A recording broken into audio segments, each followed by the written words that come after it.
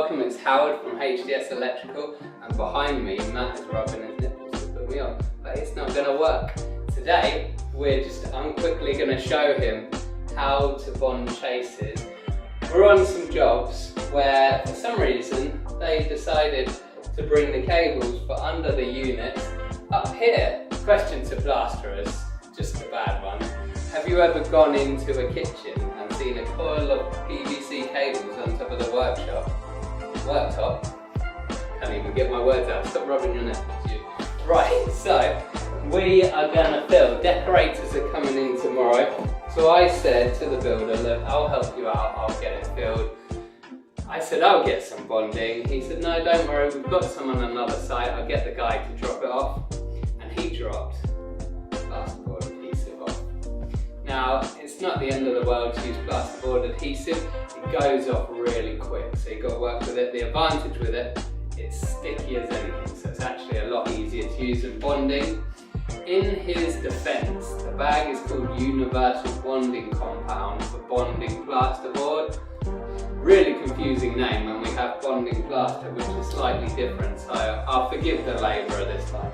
Ordinarily you wouldn't use this, it shrinks a bit more, but I'm just going to give it a base coat and the decorators will go over with easy fill anyway and sand it back easy fill again. Make sure there's no shrinkage. I'm teaching Matt and I will show you how to do it. So we can actually, with this stuff, if you're using proper bonding, it's a lot waterier and you can't get away with doing that like a cake mix. I quite often use a special mix of a little bit of that with bonding. Keeps the main strength of the bonding but actually makes it really sticky, really pliable. So here's obviously protecting the surfaces. We don't want to be paying to replace any worktop. Don't overfill it. If it's got a little bit under, they can fill it up, they will fill up, especially if this bonding adhesive shrinks.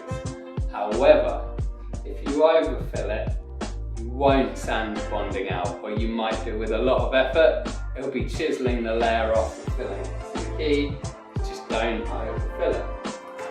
So we can actually use the trowel like a hook, and it'll actually stick on with this stuff. Bonding it won't.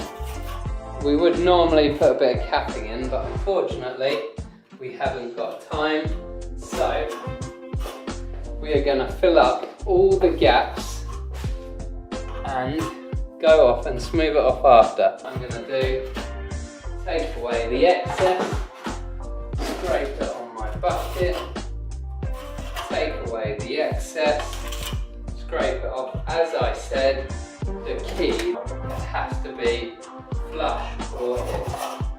So how do we check that? When we're happy, we get a clean edge of trowel and just use that to check it's flush.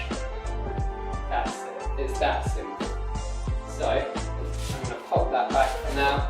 That one's done. I'm going to show you underneath, Matt. Still got to put a grommet in. So we're going to get a grommet in a minute. We've just chased it out. There's no one put the socket in here. We're going to get a grommet.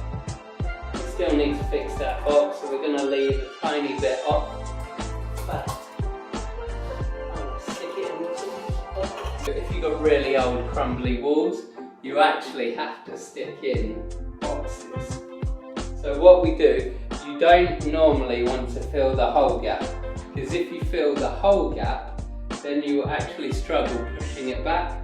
So fill like 4 corners, and then we get our box, which we're going to put a grommet on, put the cables in, neaten them up, and then it's nicely cut out, to be fair.